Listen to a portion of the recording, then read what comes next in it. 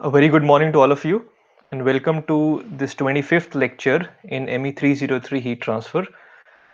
So we have been talking a lot about convection, and in the last lecture we talked about turbulence. So we have turbulent flows over flat plates, and we talked about the corresponding heat transfer coefficient and the rate of heat flow from flat plates, when the angle of incidence is 0 degrees. So the flow is parallel to the plate, and the flow is turbulent. Today we'll be extending those ideas and putting them into practice. So we will do a certain number of H and Q calculations. So I'm sure you can see the agenda on the screen. So let's use a highlighter. So we'll be doing a lot of H and Q calculations. So for actual problems, so I'll be doing I'll be solving two problems with you today, where we'll be required to find the rate of heat transfer and corresponding ideas. For that, we'll require the heat transfer coefficient depending on the flow regime, whether it's laminar or turbulent, which will come from the Nusselt number correlations. So we will have to figure out which correlation to use in what particular situation. Then we will also talk about slightly different boundary conditions. So till now, if you remember in the previous lectures, the boundary condition we took at the plate surface was always Dirichlet. So we specified the temperature of the plate, but that may not be true in all situations. So for example, if we actually have a heater connected which is supplying a constant energy or power to the heater, so that means that we have a flux specified condition rather than a temperature specified. So it's much easier to control the rate of heat flow rather than temperature by connecting heaters, etc.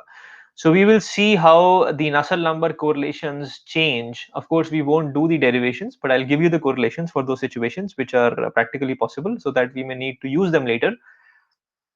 We will also talk about situations where the heating in the plate starts from a certain distance. So for instance, very briefly, so if you have a plate, and instead of specifying the temperature of the plate at the starting point, we say that the temperatures of the plate is Ts in this region, but in the beginning there is some distance which is unheated. So this distance is still at T infinity. So that means the temperature boundary layer will start developing from here, whereas the velocity boundary layer starts developing from the beginning where the flow is coming. Okay, so the flow is at T infinity, but the plate is hot only in this region. So we'll be talking about this situation as well briefly, that is unheated portion of the plate in the beginning. Post that, we will then talk about some other practical geometries. So rather than talking about flat plates, we will talk about more geometries which are practically more useful, which will include cylinders. Okay, so cylinders again are, I mean, we deal a lot with pipes in heat exchangers. So we'll want to understand how flow happens on the surface of the pipe. So this is again, remember till now we've been talking about external flows. That is, flow is happening. So our flat plate where the flow was happening above it.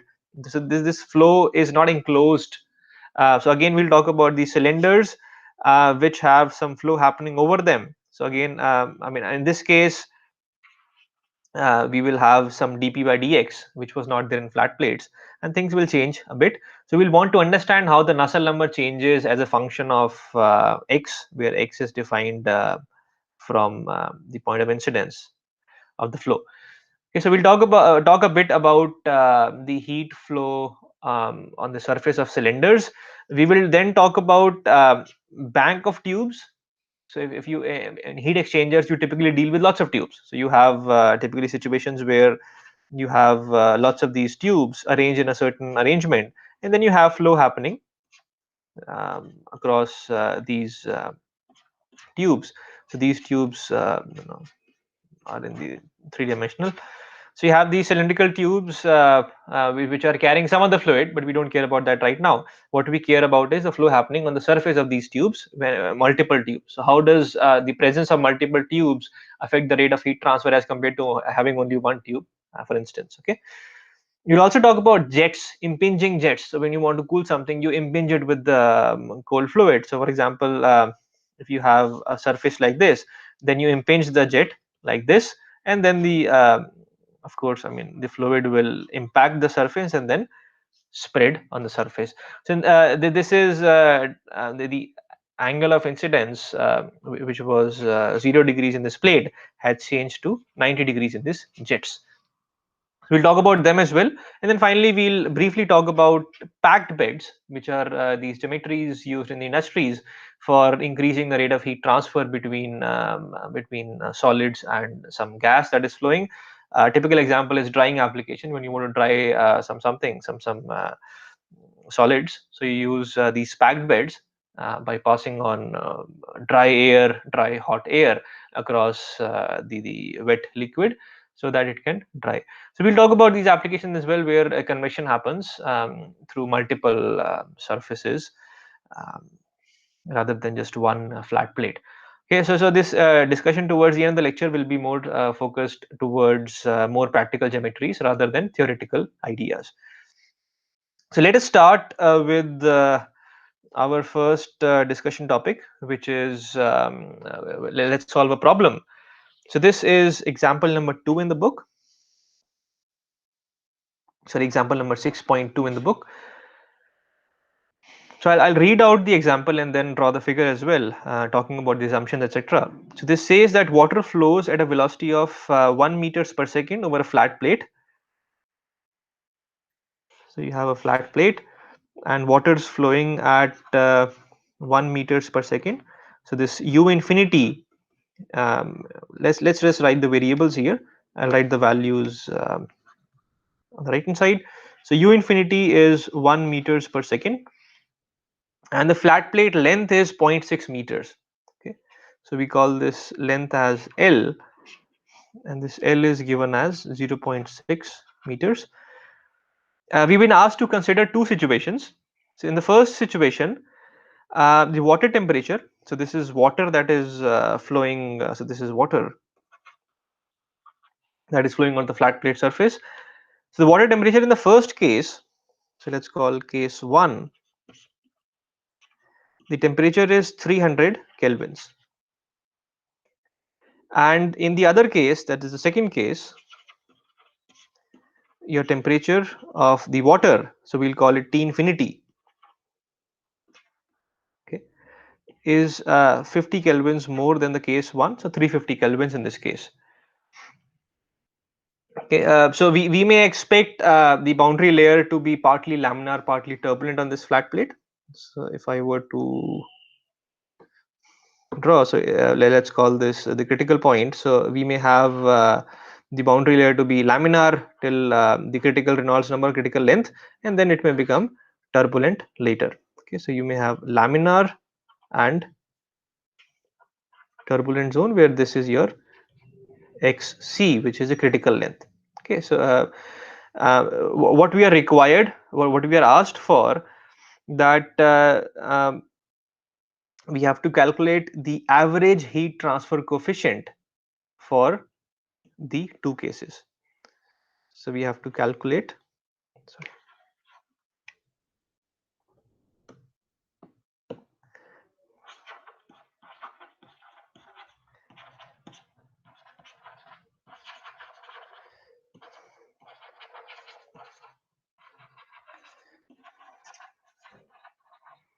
so we have to calculate h bar, which is the average heat transfer coefficient for cases 1 and 2, and then compare them and analyze them.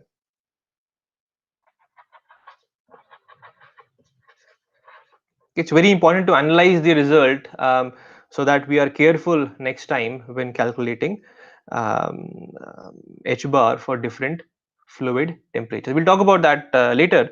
So what is given to us is that the heat transfer coefficient, the local heat transfer coefficient for the laminar regime is some constant, which we'll call C lam, multiplied by x to the power minus 0.5.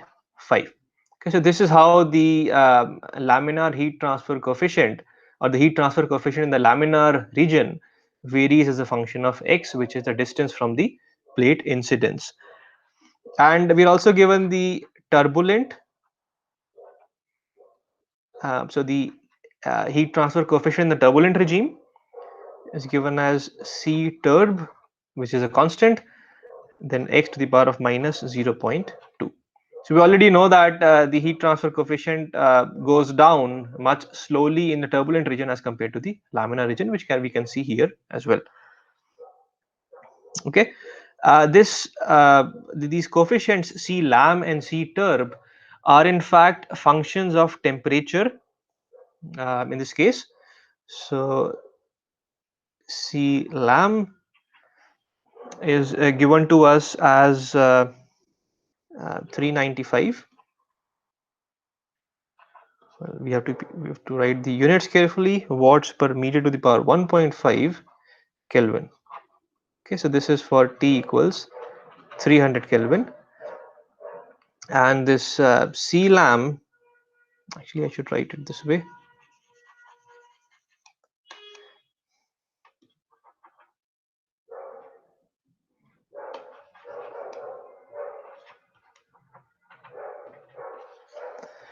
And this is 477, same units, for temperatures equal to 350 Kelvin. Okay, so let me write U infinity and T infinity values here.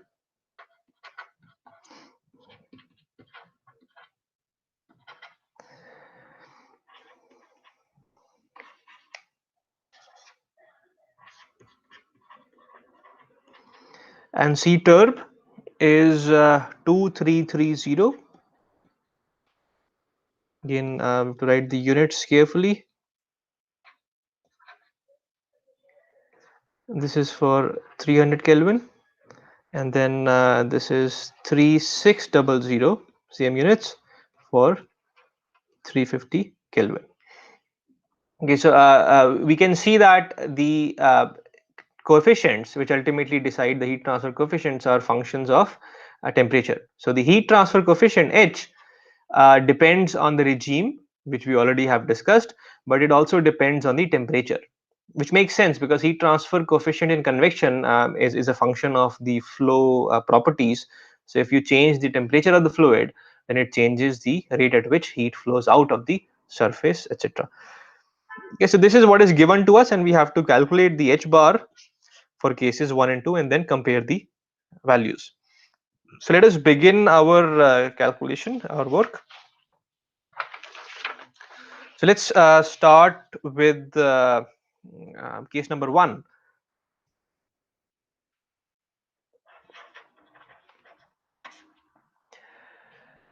So the first thing we have to do is we have to find the x critical value, because what we know is that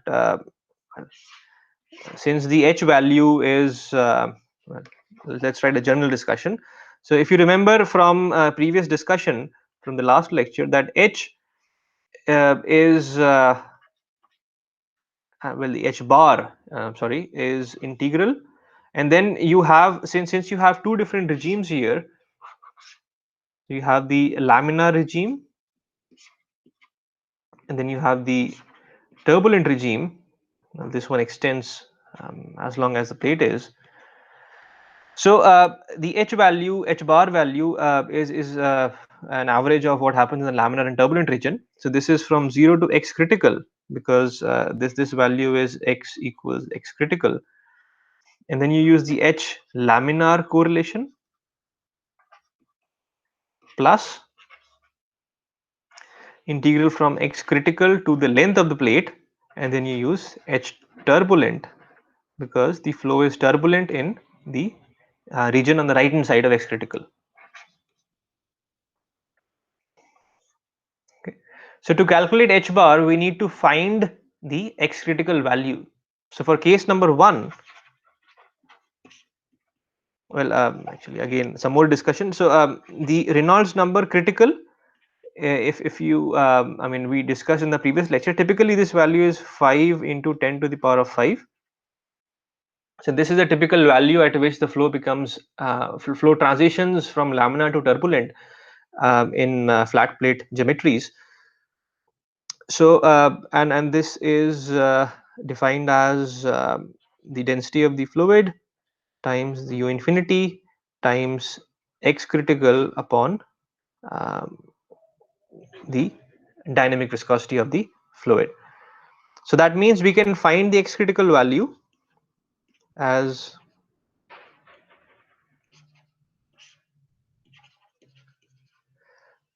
this. We can use this relation. So for case number 1, if I put these values, Re critical is 5 into 10 to the power of 5, but the viscosity, this it's a thermophysical property, and the viscosity changes as a function of temperature. So viscosity in this case, sorry, let's write the thermophysical properties, the values for them. So viscosity, so this case is remember let's check. So case number 1 was 300 kelvins. Okay. So if I go to my charts and I look for the viscosity of water at 300 kelvins, what I find is that this is 855 into 10 to the minus 6 uh, Pascal second.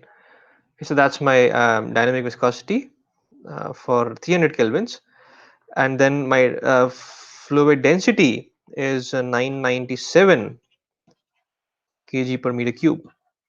Okay, so again water density, and of course u infinity is 1 meters per second, so we don't need to write that. So if I put these values and I find my x critical, it comes out to be, well, let's write Reynolds number critical as well, and then u infinity is given as 1 meters per second. So if I substitute them, then x critical using this relation, the x critical comes out to be 0.43 meters. Okay. So the plate length was given to us as, if you remember, 0.6 meters. So let's confirm that as well.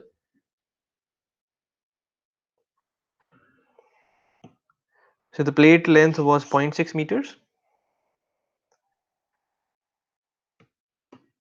Okay, so that means the flow is partly laminar and partly turbulent in this case. Uh, so let's calculate our heat transfer coefficient for this case. So H bar is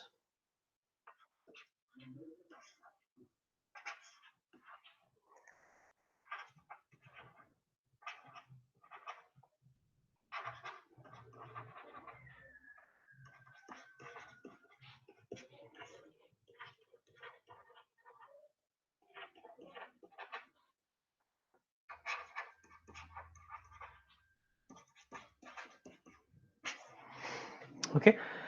So I'll substitute the H laminar and H turbulent correlations from the given data that we discussed in the first slide. So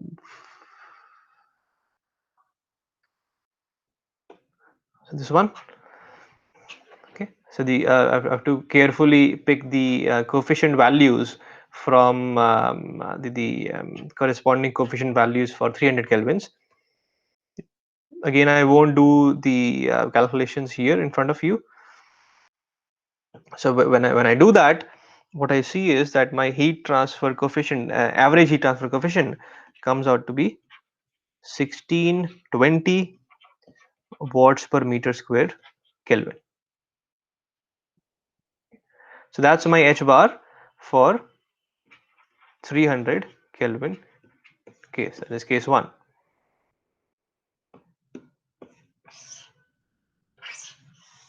Okay. Now let's go to case 2.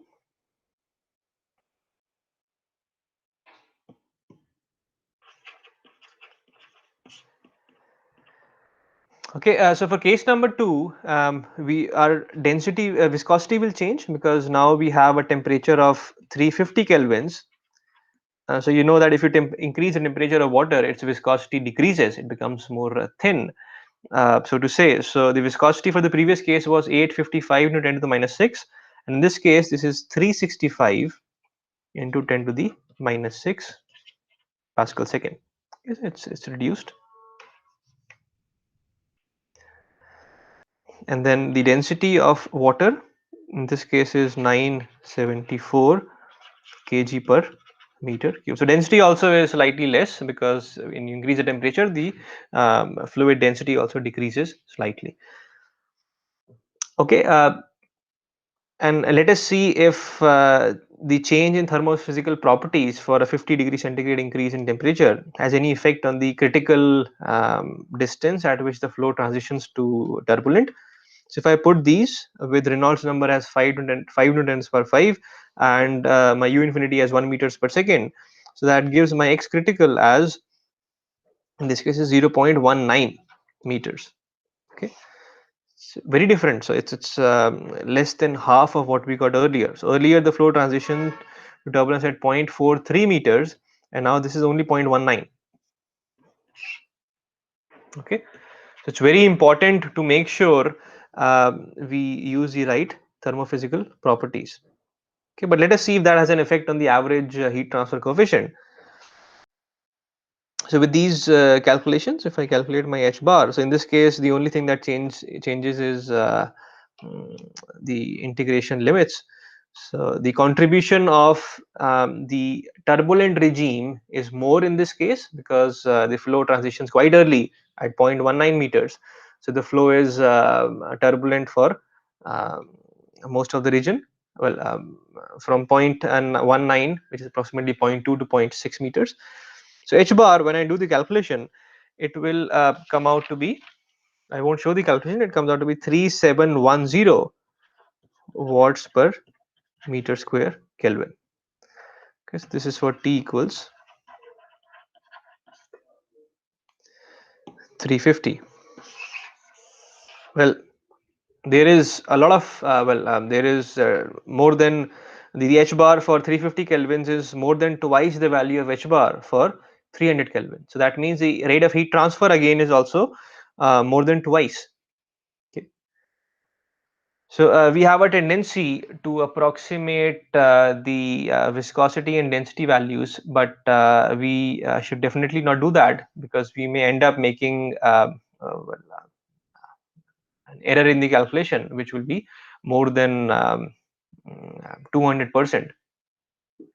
Okay, so one has to be very careful when writing the thermophysical property values when calculating the average heat transfer coefficient. Okay, and which ultimately decides the overall heat transfer from the surface of the plate. So this is very important takeaway. So we definitely must summarize that.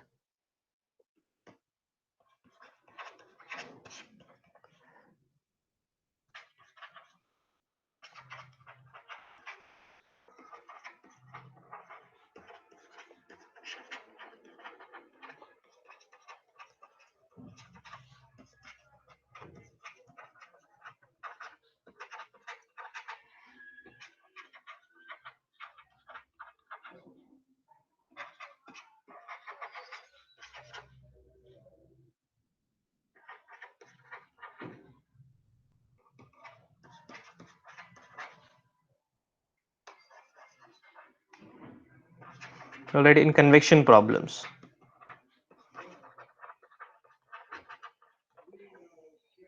Okay, and the main reason why this happened was because the x critical value for the higher temperature case was much smaller than the 300 Kelvin case. So if I was to plot the local and average h values for the different cases,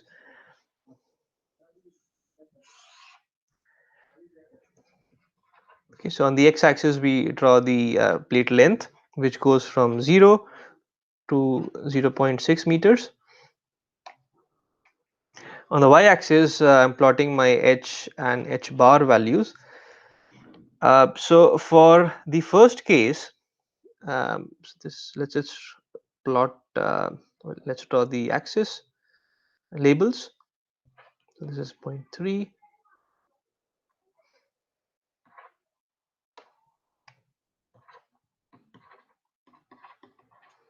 So in the first case, the X critical value was somewhere here, 0.43, somewhere here, and the second case it was 0.19, so approximately here. Okay, so this was X critical for case number 2, and this was X critical for case number 1. Okay, so if I was to plot the local H value, so let's use different colors for different plots. So this is my H.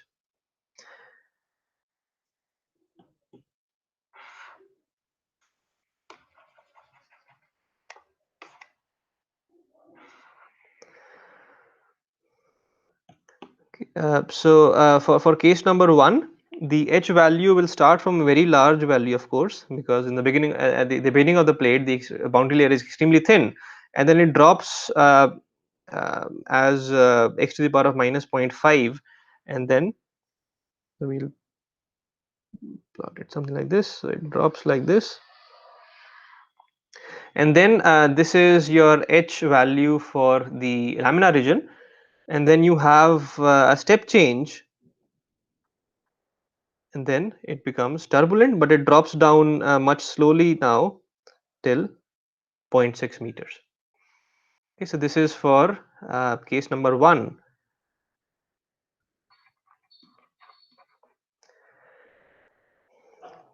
So for case number 2, I'll use a dashed line now.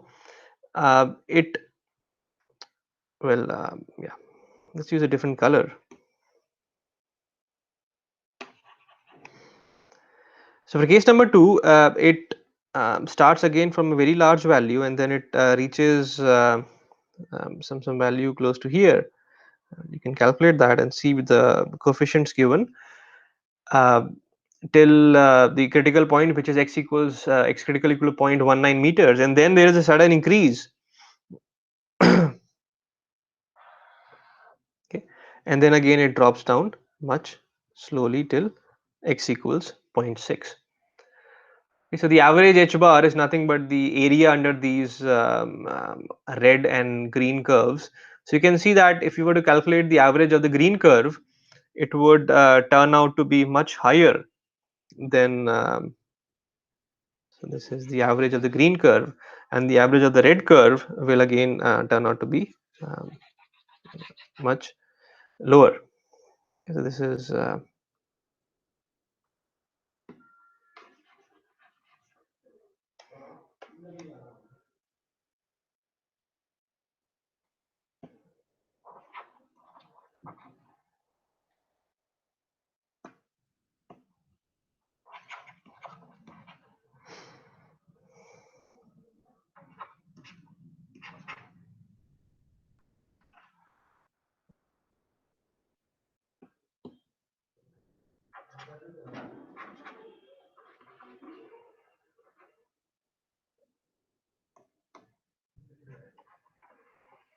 okay.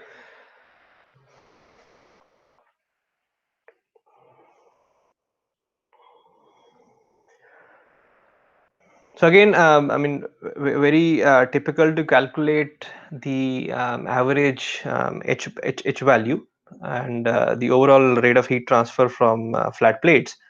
So again, the takeaway is that be very careful because it is crucial that you choose the right thermophysical property values when making calculations. So it's not just an error you make in the calculation of the critical value, but the corresponding effect it has on the H bar value because of more contribution from the turbulent regime is significant enough to create a significant error in the calculation. So be careful when doing such calculations for thermophysical properties. Okay. So next, let's solve another problem.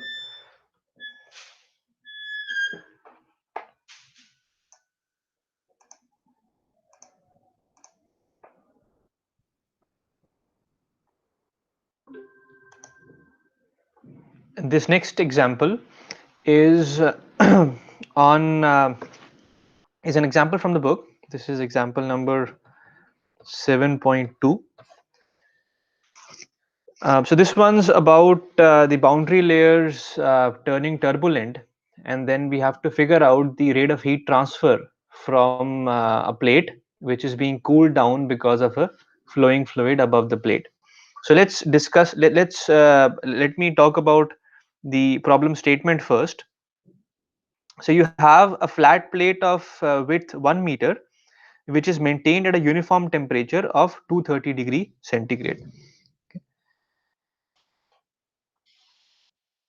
So this plate surface is maintained at a temperature of 230 degree centigrade.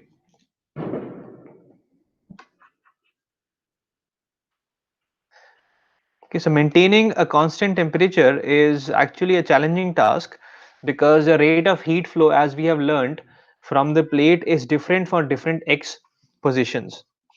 Okay, so this is x and this is y. So we know that as we move along from left to right in a flat plate, the rate of heat flow changes. So if it's a laminar zone, then it reduces, then it again suddenly increases because of flow becoming turbulent, and then it again reduces much slowly, but still reduces from as we move further towards right in the turbulent zone. Okay, so here we want to maintain a constant surface temperature of 230 degrees centigrade, and for that you have independently controlled heaters. Okay, so we call these strip heaters. So what you've basically done is you have a plate like this, and you've pasted heaters. So you have sorry. So for example, you have a heater like this, and then you have another one which is like this. So you paste these surface heaters on this plate. So each heater is independently controlled. So you have lots of heaters like this and so on. I won't shade them all. So it's given that you have this independently controlled heater. So this heater is controlled independently. So each one can supply a different amount of power. That is what it means. Again, each of them is 50 millimeters long. Okay, so each heater is of length, let us say small l, and this small l is 50 millimeters. So that's 0.05 meters. Okay. The atmospheric air is 25 degrees centigrade. So you have air blowing over the plate. This is U infinity comma T infinity. So T infinity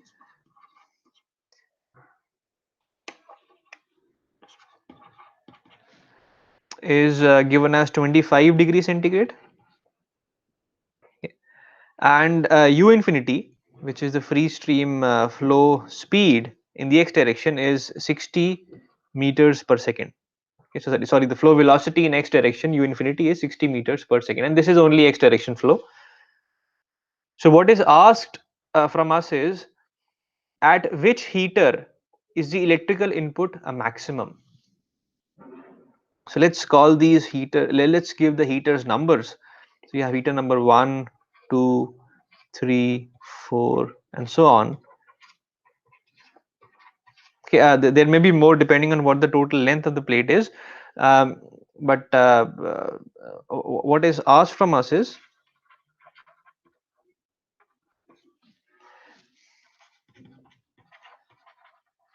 so at which heater is the electrical input a maximum?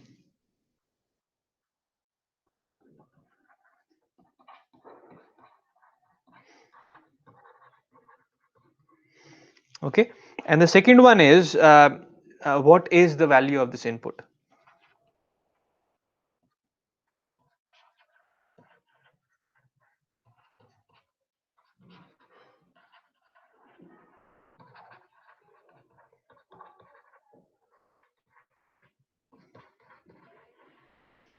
Okay, so we need to understand this problem first. So why is it that the heater power is different? So we already discussed that to maintain a constant temperature, you have to make sure that if the temperature is maintained at a constant value, then at that value the rate of heat loss from the plate, because the ambient air is much cooler than the plate surface. So you have to make sure that the amount of heat the plate is losing is equal to the amount of heat given by the heater, or the amount of power given by the heater. And since as we move from left to right, we know that as x increases, the boundary layer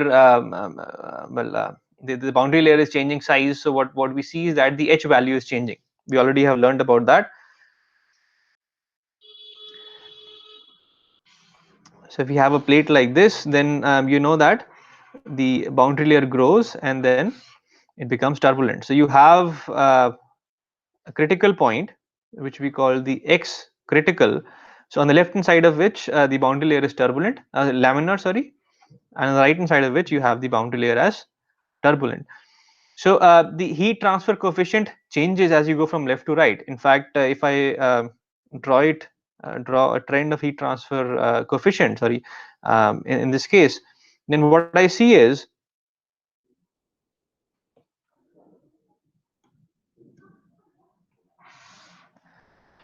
so the h value is very high in the beginning because the boundary layer is extremely thin, and then it drops as x to the power of zero 0.5 to some value, and then because the flow becomes turbulent, it increases suddenly, and then it drops down further, but then now it drops down much slowly. Okay, so this is your x, and here you have plotted your h as a function of x. So this is the local heat transfer coefficient, not the average. Okay, and of course you have heaters, different heaters pasted. So let's draw them.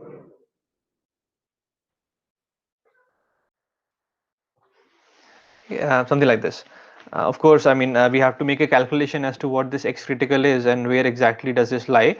But uh, before that, we need to understand which are the potential heaters which which we may want to consider, because we have to find that heater which is supplying the maximum amount of power. So this is quite straightforward in the sense that we know we have potential candidates. So the first potential candidate for the heater which may be supplying the maximum power is the first one, because remember that to find out the overall heat from the heater, we have to find the average heat transfer coefficient for that heater. Okay. So heater number one.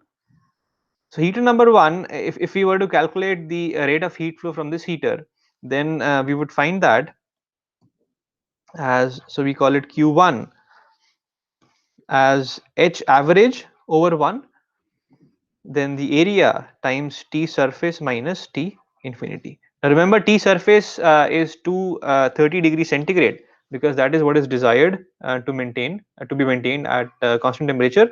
And then H1 bar is the average heat transfer coefficient here.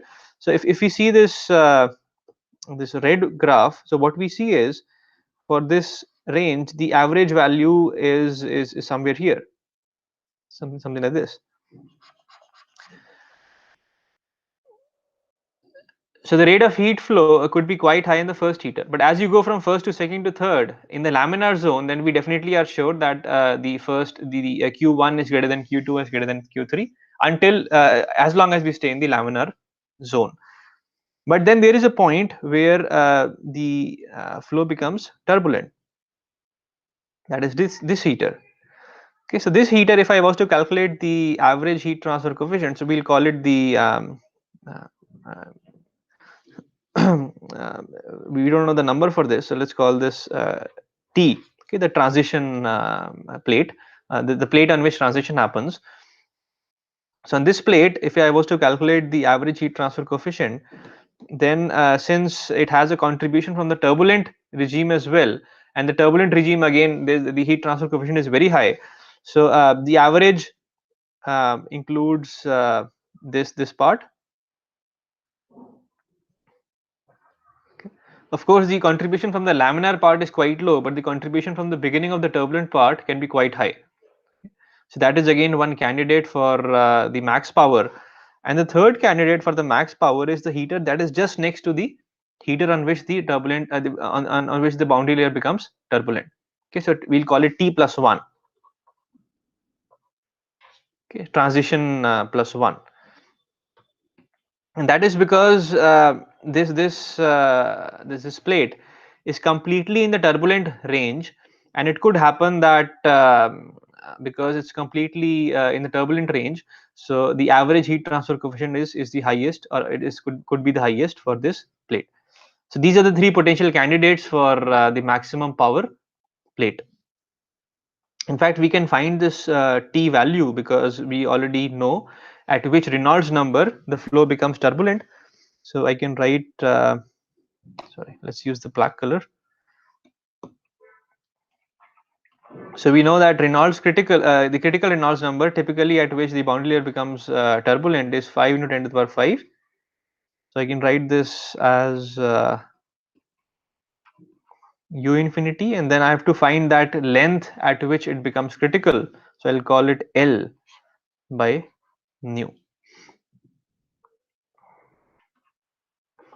Or in fact, sorry, we call this X critical. Okay. Okay, so X critical from this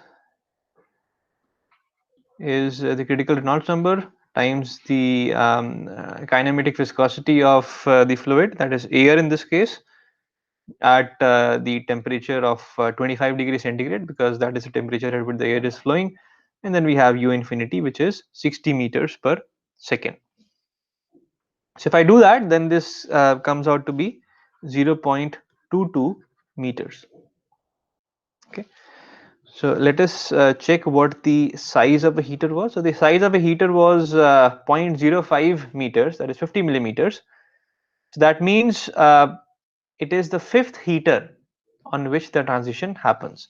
So let's make sure we numbered them correctly in the figure. So we have 1, 2, 3, 4, 5. Okay, we have to correct this figure.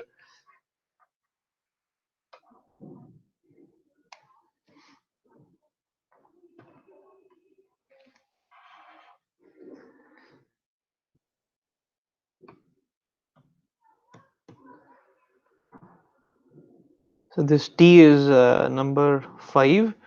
So we need to have 4 more. Okay, so number 2, 3, 4, and this one now is 5. So that means T is equal to 5. So it is the fifth heater on which the plate becomes turbulent, and it's 0.22. So that means the first 0.02 meters, which is the first 20 millimeters of the fifth plate, is laminar, and the last 30 millimeters of the fifth plate is turbulent. Okay, so the potential candidates are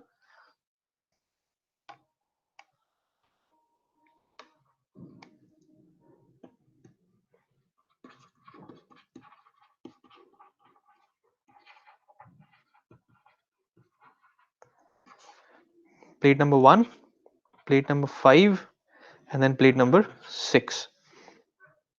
Okay, so for plate number 5, we have to find Q5, and that can be found as the Q from 1 to 5 minus Q for plates 1 to 4. Okay, so the reason we are doing this way is because to calculate, because we need correlations to calculate the average H bar, and we have relations for the H bar values for a purely laminar zone and a mixed zone, or a mixed boundary layer. So since for Q, the rate of heat transfer from first to the fifth plate, the average value of H bar can be used for a mixed region, and then for Q from 1 to 4, we can use the laminar region correlations. So we will discuss that later.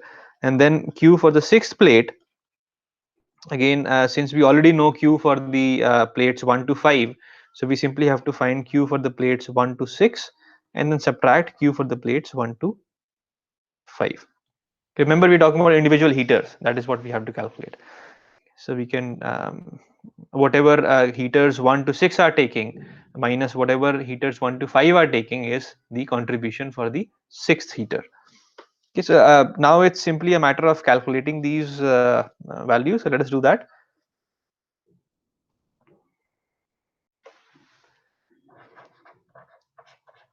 Okay, so Q1 is H bar 1 times the area. So the area, since we're talking about the first heater, so the area is 0.05, which we called L. So let us put variables here. The L was small L was the length of one heater, and the width of the plate was W, which is equal to 1 meter. So let me write that uh, in my first figure.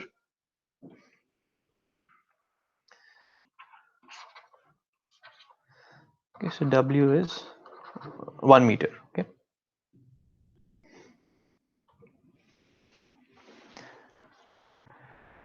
Okay, so Q1,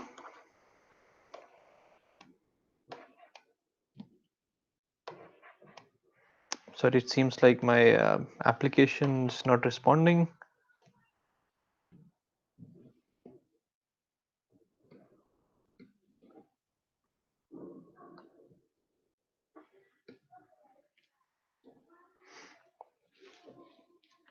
I'll have to restart the application.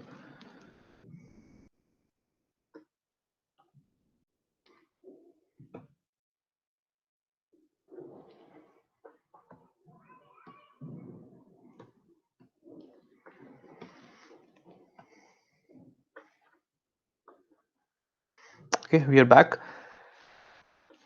So Q1, so this is candidate number 1, plate number 1. So Q1 is H bar 1. So that's the H bar for the average heat transfer coefficient for the whole plate. And then you have Ts minus T infinity. Okay, so Ts, T infinity, L and W are known, and H1 bar is something we have to find. So if you remember our correlation, so this is, remember, the first plate is in the laminar zone. So for the Nusselt number, the average Nusselt number, which is basically H bar L by K, where this L is nothing but the length of the length at which we want to find this. In fact, let's use the nu x bar. So for any x, so in this case x is the first heater, so the x is equal to 0.05 meters. Okay, so this Nusselt number, let's check the correlations. Okay, so this was 0.664 times the Reynolds number at that length x to the power of half, and then we had Prandtl number to the power 1/3. Okay, so this was for laminar region. So we'll want to use that. So this H bar, H1 bar, in fact, can be calculated as this Nusselt number, which is 0.6. Well, I won't do the calculations. I'll just write the final result. So the Reynolds number is based on the length of this heater number 1, which is 0.05 meters, because we're calculating the average value for one heater only in this case. Well, for the for heater number 1. So if you put those numbers, and x again is equal to 0.05 meters. So that gives us our h bar. Well, h1 bar in this case is 134 watts per meter Kelvin, and we substitute that. So Q1 comes out to be 1370 watts. Okay, so this is our heat transfer rate of heat transfer for the first heater.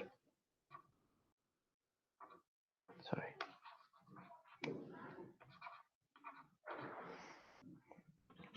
Now let us go to the the second candidate was heater number 5, on which the boundary layer was transitioning from laminar to turbulent.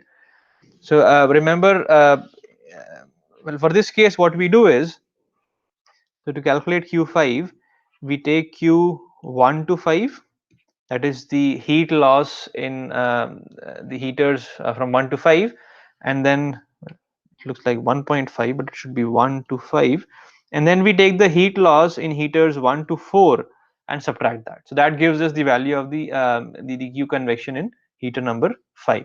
And remember that whatever is convecting out from the plate in that region below the heater is what the heater has to supply. And that's the electrical power. We're assuming that there's it's 100% efficiency, the transfer of heat from the heater to the surface of the plate. Okay, so to calculate Q1 to 5, we will use H bar from 1 to 5. So that's the H bar for the whole region from 1 to 5 times LW times Ts minus T infinity. Now remember, since plate number 5 is where the transition happens, so we have to use the Nusselt number correlation for the mixed boundary layer conditions. If you check the book, section number 723, it talks about the mixed boundary layer conditions. I may have talked about that as well in the past. So the Nusselt number for mixed boundary layer region. So mixed means that a part of it is laminar, a part of it is turbulent.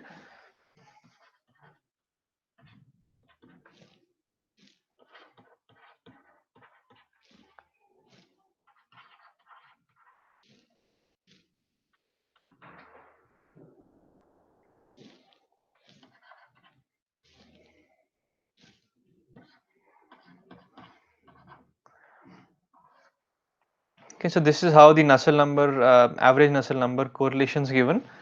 So it's 0.037 times Reynolds number L. So L in this case is the length of till the fifth heater. So that is going to be 0.25 meters. And then you have a constant A.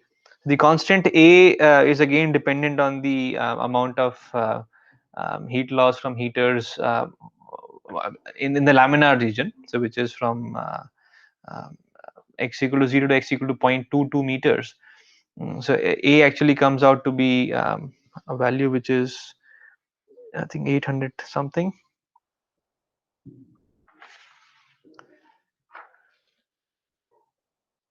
871. Okay, so this A is equal to 871. So that is the contribution for the laminar zone. So this is how we calculate. So it's mixed region is basically laminar and turbulent. Okay. So when we substitute this, so that gives us the Q value from 1 to um, 5. And remember, first we have to calculate the H bar from 1 to 5. So again, without doing the calculation in front of you, I'll give you the values. So H bar from 1 to 5 actually comes out to be 74.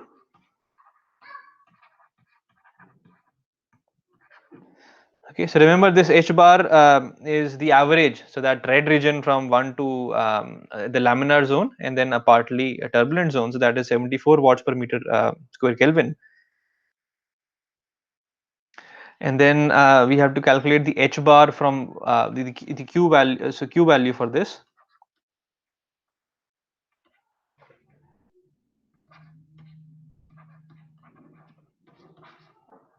Now let me check if I made a mistake somewhere.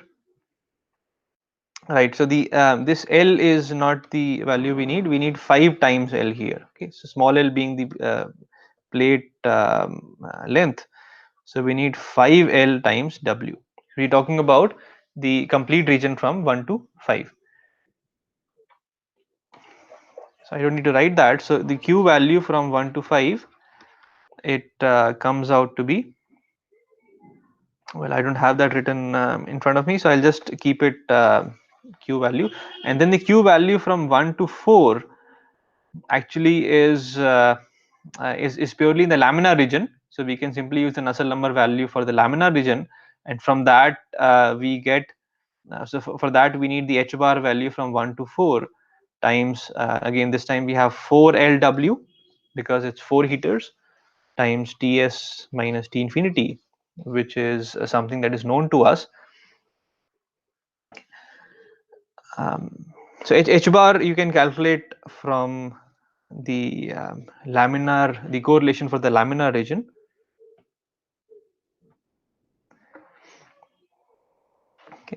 So in this case, keep the x value as 4 times small l. Okay. So finally, Q for the fifth heater is Q for 1 to 5 minus Q for 1 to 4, and this comes out to be 1050 watts. Okay, so let's compare that with what we got for the first heater, that was 1370. So the first heater in the laminar zone definitely is it needs more power than the heater number 5, where the boundary layer is transitioning to turbulence. Okay. So let's check our third candidate, which is heater number 6. So Q for heater number 6 can be calculated as Q for heaters number 1 to 6 minus Q for heater numbers 1 to 5. So heater number 1 to 5 we already calculated, and heater numbers 1 to 6 again we can calculate, because this includes partly laminar region and partly turbulent region. Okay, I'm doing this 1 to 6 and 1 to 5 is because I have a correlation given to me for the average H value or the average Nusselt number for a mixed boundary layer conditions. If you have a purely turbulent region given to you, then you you use that correlation and calculate Q6 directly. Okay, it's up to you. Okay, so when I do that, then this value it comes out to be 1440 watts. Okay, so this 1440 is greater than the first plate, which was 1370 watts. Okay, so what we see is that Q6 is greater than Q1 is greater than Q5. So it is this sixth heater which has to supply the maximum power to ensure that the plate remains at a constant temperature of 230 degree centigrade. So let us go back to our figure of H, where we had the heat transfer coefficient. So what this shows is that this region where our H value is this one. So the average um, rate of heat transfer from the sixth plate is the maximum, because well, although in the figure I drew it otherwise, but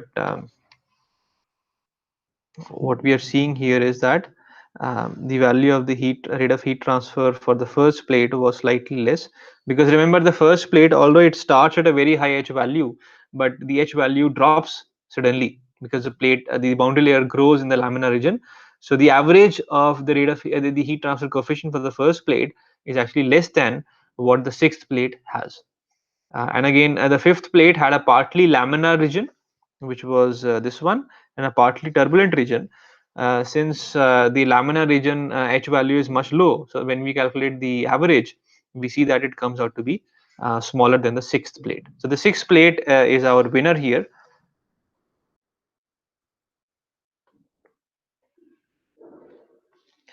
And the Q value, or sorry, the rate of heat transfer is 1440 watts. So for the first one was 1370 watts, and the fifth plate was 1050 watts. Okay, so this again tells us why it is important to understand the variation of the heat transfer coefficient over a flat plate, or in for that matter for any surface across which the flow is happening. Okay, and remember that controlling temperature is much more trickier than controlling rate of heat flow, because I mean the rate of heat transfer to a surface. Because for heat, when you attach heaters, you simply have to ensure that you maintain a certain amount of power to the heater, but to maintain a constant temperature, you have to make sure that the power keeps changing as a function of length, as we showed in this case.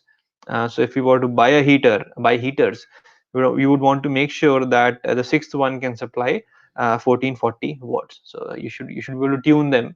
And here we assume that there is 100% energy transfer from electrical to the, heat. Okay, so if it's some losses light, etc., or some heat that just leaves from the heater without giving that energy to the plate, you may want to supply more power than 1440 watts. So that's the minimum you have to supply, and we assume that it's purely convection that's happening. If there's radiation also happening from the plate, then you will have to, well, radiation is also happening, but if that value was significant, then you'll have to make sure the amount of power you supply is equal to the heat loss from the plate as convection and radiation. Okay.